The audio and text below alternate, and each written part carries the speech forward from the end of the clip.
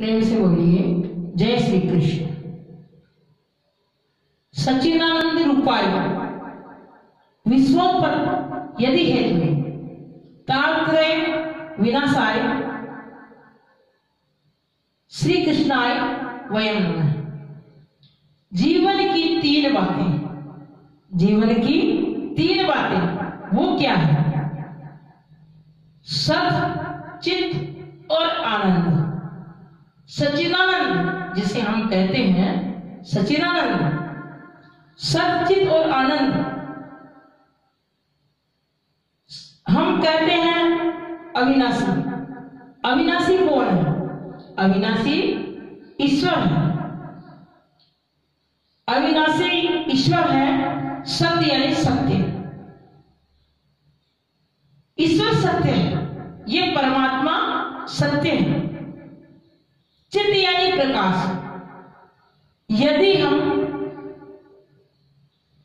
यदि हम किसी पुस्तक को पढ़ते हैं तो हमें प्रकाश की जरूरत रहती है।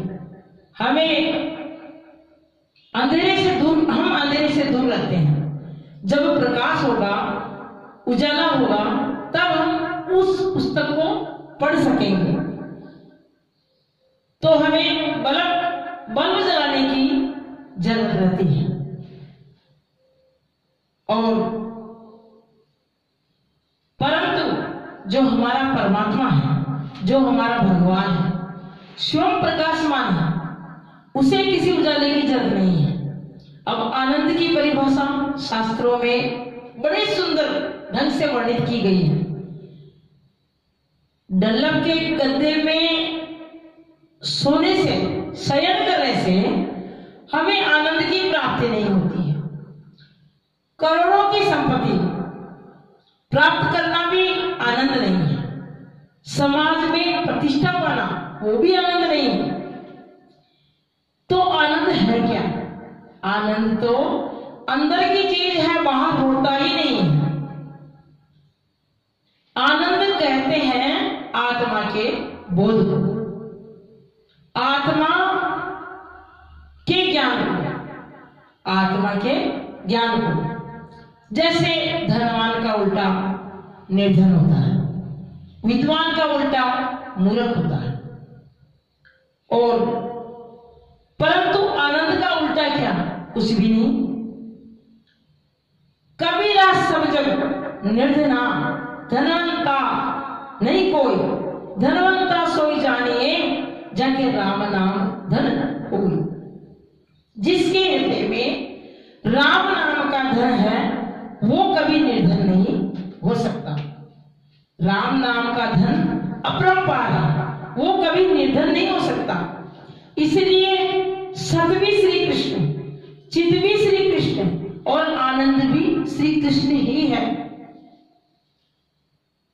जो संसार को बनाते हैं, संसार का पालन पोषण करते हैं और फिर उसको लय कर देते हैं, जिनकी कृपा से सारा संसार चलता है, जिनकी कृपा से सारा संसार चलता है, जो तीन तापों को नष्ट करने में क्षमता रखते हैं, सामर्थ्य है, शक्ति है, तो वो ही तो श्री कृष्ण है।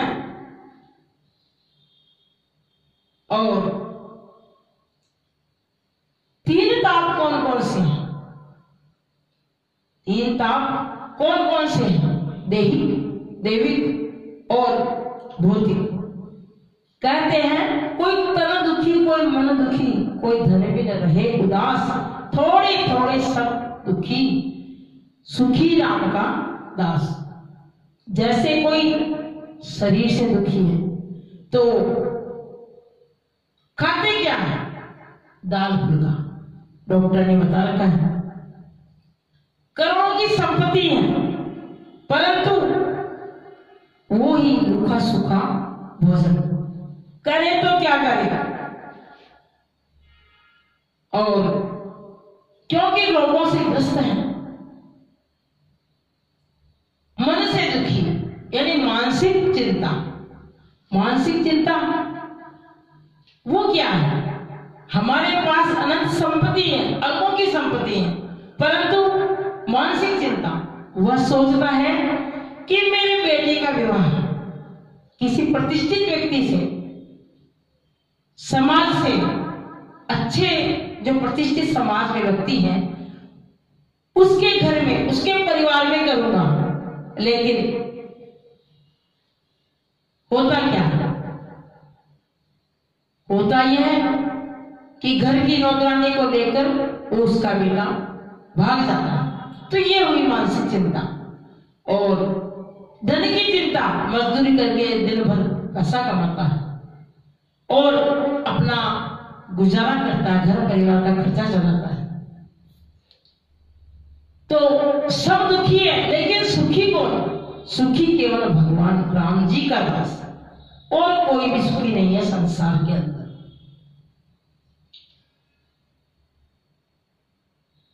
केवल गोविंद के कीर्तन में ही सुख है सज्जन। आदि भौतिक, दैविक, आध्यात्मिक तापों को विनिष्ट करने की जो शक्ति रखते हैं वो ही कृष्ण है, उन्हीं का नाम ही कृष्ण है। ऐसे श्री कृष्ण भगवान को हम बारंबार प्रणाम करते हैं। श्री कृष्णाय वयम नमः। श्री भागवत के प्रधान देव तो श्री कृष्ण ही हैं। कृष्ण भगवान को हम वंदन करते हैं। फिर सुखदेव जी को वंदन करके हम आगे की कथा प्रारंभ करते हैं। ये सुखदेव जी कौन थे? ये सुखदेव जी थे कौन? ये वेद व्यास जी के पुत्र हैं। ये वेद व्यास जी के पुत्र हैं, आदरणीय सुखदेव जी, जो महर्षि वेद व्यास जी की पत्नी के गर्भ में 12 वर्षों तक रहे। आचार्य सुखदेव जी ने जन्म लेते क्या किया? संन्यास ग्रहण कर लिया और सीधे वन की ओर चले गए। महर्षि वेदव्यास पुत्र पुत्र कहते रह गए और उनके पीछे चलते रहे, परंतु उन्हें लौटाकर लाने की क्षमता, सामर्थ्यता किसी में नहीं थी और किसी में नहीं है। देखो सज्जन, जैसे ही हम इस पवित्र भूमि पर बैठकर भागवत कथा श्रवण कर रहे हैं एकत्र होकर, वैसे ही पुराणों की विद्या के लिए एक स्थान है, परम एकांत स्थान और शांति प्रिय है। उसे हम नेमी सारण क्षेत्र कहते हैं। यह बहुत पवित्र बड़ी भूमि है जहां 88,000 संत जन है, उसे कहते हैं। हम सोनकादिक ऋषि जो सभी ग्रस्त संत हैं। ये सोनकादिक ऋषि कौन है? ये सब सारे ग्रस्त संत हैं। उनकी उम्र बहुत लंबी है। कितने ही त्रेतायुग, सतयुग, त्रेतायुग, द्वापर युग, कलयुग बदल गए, बदल चुके। जैसे ही 88,000 संत प्रातः काल नित्य कर्म से निवृत्त होकर मंडली में बैठे थे, तभी सूत जी का आगमन हुआ और जो 20 वर्ष की आयु वाले थे, सभी सोनकादिक ऋषि इनको देखकर खड़े हो जाते हैं और आइए महाराज पधारिए, बड़ी कृपा की। अब सूत जी संकोच में पड़ जाते हैं कि मैं इनसे तो बहुत छोटा हूं, मेरा इतना आदर सत्कार, बड़ा होने पर भी, छोटा होने पर भी मुझे सब आदर सत्कार कर रहे हैं, सम्मान दे रहे हैं। परंतु देखो सज्जन, जो गुणों में पूजनीय है, चाहे कितना ही छोटा हो, लेकिन वो सबसे सर्वश्रेष्ठ है, योग्य है, वो पूजनीय है। बड़ा हुआ तो क्या हुआ? जैसे पेड़ खजूर, पंछी को छाया नहीं, फल लागे अति दूर, फल लागे अति दूर। जय श्री कृष्ण, जय श्री कृष्ण, जय श्री